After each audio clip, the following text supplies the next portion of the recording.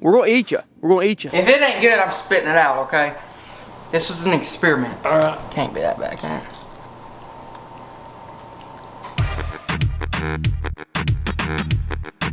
Welcome back, guys. In today's episode, we're doing KFR, Kentucky Fried Raccoon. In this video right here, I mentioned to you guys that if we got so many likes, I would catch a raccoon and we would Kentucky fry that bad boy. And that's exactly what happened. Well, I woke up this morning, as I have for the past 20 years, and I checked my Moultrie cell cams. I seen this. 2 raccoons by my trap.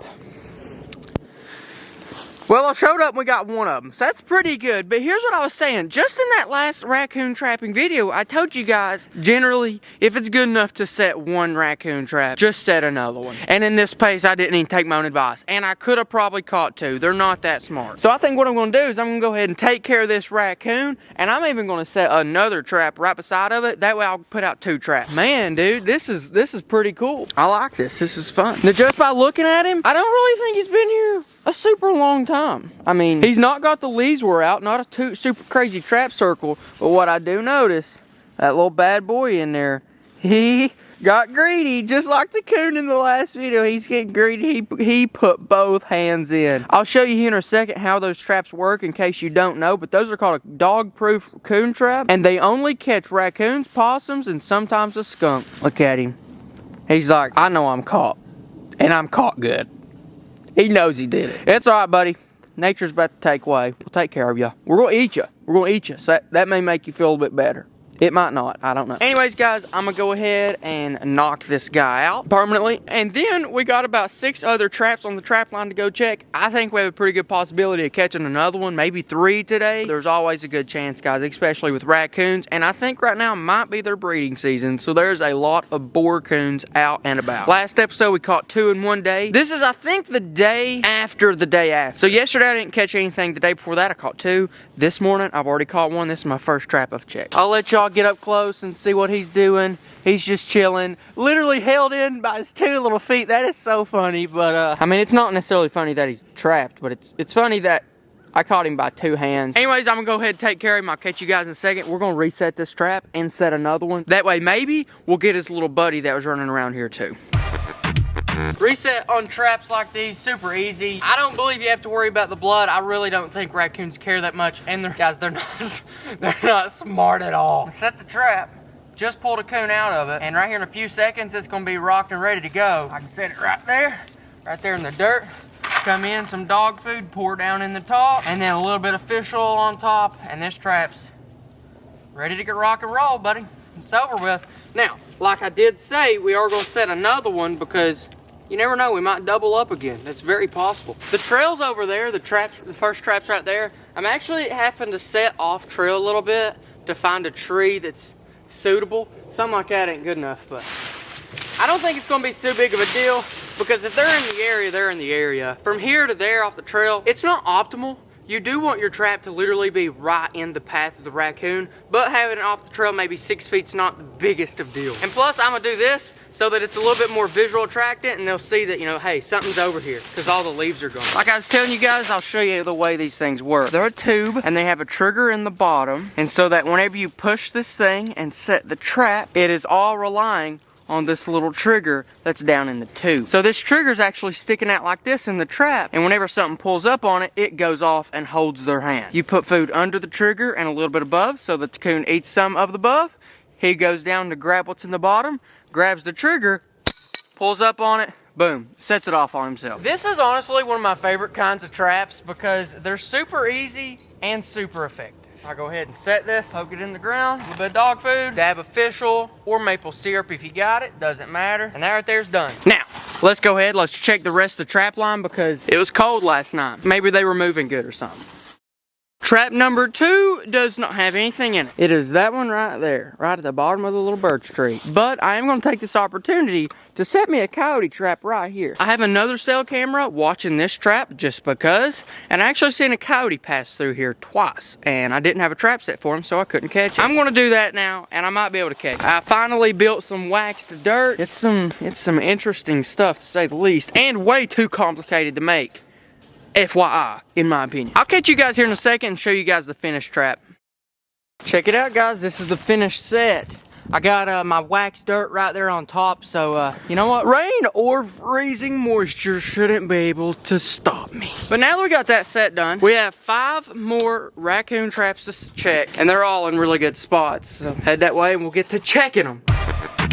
Last trap of the day. Nothing had anything in it, but this one does. So we caught one on the first trap and the last trap of the day. Not bad. I would say, unfortunately, it is not a raccoon. It's actually a possum. And he made a lot bigger trap circle than the coon did, which doesn't make a lot of sense, but maybe he was here a lot longer. He's actually a pretty small one. I'm not gonna eat a possum. One thing about the possums are that they are nest predators, so they do eat like turkey nests and stuff. People say they eat ticks. I'll be honest, dude, I don't really know if that's true. There's a couple experiments that conflict each other, so I don't really know if they do or not. But yeah, I'm gonna get this guy out, pop him in the face, and yeah, let me do that, and then I'll pick y'all back up, I guess. Alright guys, here's what I'm gonna do. I'm not gonna skin the raccoon today because I'm just not going to. I don't have a solid reason to, since it's gonna be really cold all day today, all day tonight. So I'm actually gonna skin it tomorrow when I have a lot more time. And then the temperatures and conditions we're dealing with right now, it should be fine. The meat should be fine. The pelt should be fine. There should be no problem. It'll be the same thing as hanging a deer overnight whenever it's really cold. And I'll catch you guys tomorrow whenever I'm skinning it up, and we'll take the meat off of it. Alright guys, we just now got done skinning the raccoon. It looks pretty decent. It's not great. Yeah, yeehaw. But now, we're going to go ahead and take the meat off of it. I'm thinking we got about 2 options when it comes to meat. Or I think we're going to go with both of them. But I think we have the back straps and then something like the back legs and front legs. But I don't know. I mean, the back legs are very similar to something like a turkey leg in shape. But that may be the only similarity they have. I don't know. I'm going to go for the back straps. The back straps should be the most tender meat. And we may even get 2 coon tenders, which would be kind of cool. These are the most likely going to be able to fry them. I don't know if we're going to be able to fry the legs as in traditional, just fry them up. We do want to try to get some of this fat off, but I may do that in the kitchen. As for the back straps, we'll go here at the bone. Oh yeah, dude, these back straps are going to be pretty big. Okay, what the heck? Dude, these are going to be good. In theory. No, I mean, yeah, in theory. They look like they're going to be good. They look like they're going to be like steak. They do look kind of like we'll see. a deer. That is true. It could be just like a deer. Raccoons are from the same family as black bears, so I mean, I've never had black bear yet, but that ain't much of a back strap. I don't know if we'll be frying that up or not. These gloves with special grip technology, terrible. Okay, they have no grip technology. All right, guys, this is too much, dude. I'm gonna have to take a break. That was too much. That was too much work for that. Yeah. Coon back straps, not the move.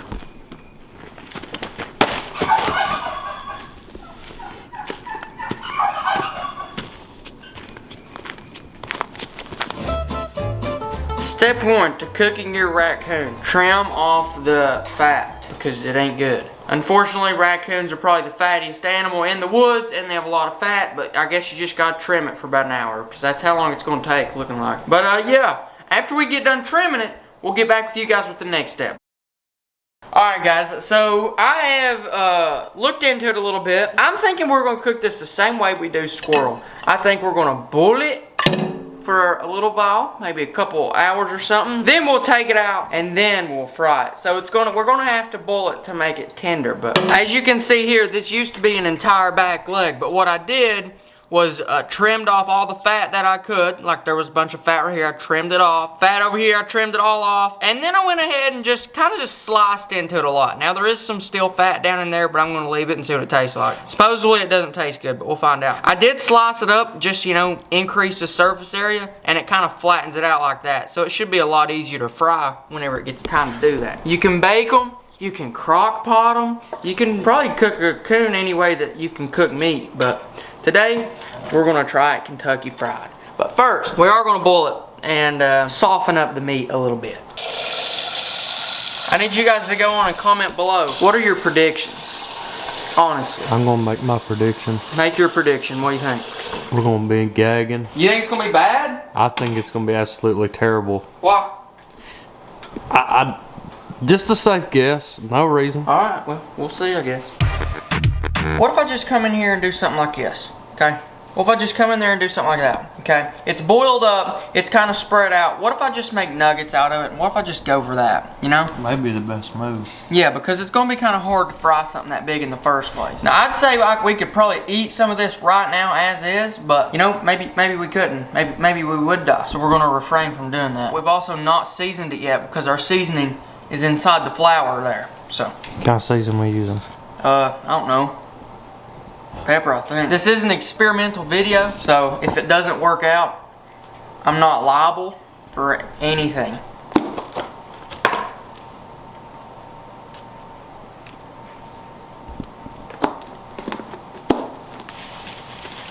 These do have potential, but it's potential enough. Sheesh, I have no idea.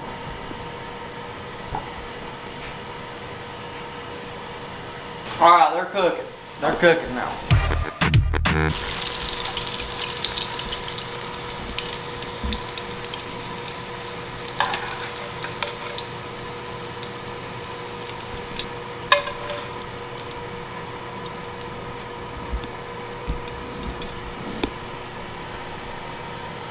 That looks terrible. Alright guys, while I was over there taking a seat, I received a message from Ethan, who is currently holding the camera. He said, just want to let you know, this episode may just be the last one of Kendall Can't Cook. This looks, smells, and feels terrible. Abram honestly has a better chance at dropping a deer at 400 yards with a crossbow than this tasting remotely good. Lastly, it's not going to be good. I've eaten a lot of creatures in my day, some of which taste good, some of which attack from the inside out. This looks like one that's going to attack from the inside out, but I've not yet tasted it, which is the most important part. Have a water on standby. I don't know about this, dude. That don't look good. Look at it.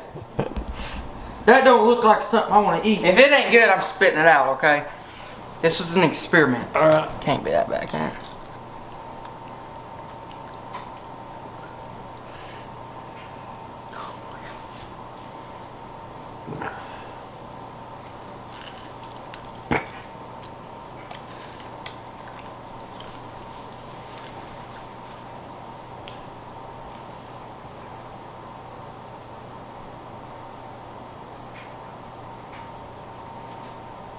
It's actually pretty good. Here, you try it.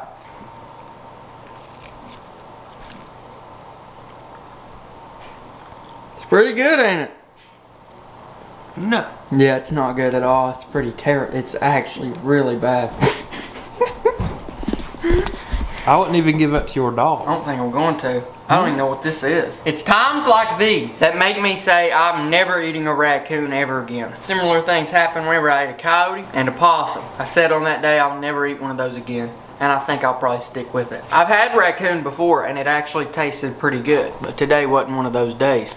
I think Coon had rabies, because I'm feeling a little bit funny now. And when I first been into it, I honestly about threw this camera down and went up there to throw up. But I spit it out fast enough. Whatever I just cooked, that's the all-time, no, it's not the all-time worst. It's the all-time worst. That's a solid 0.3 out of 10. I don't even give it that high.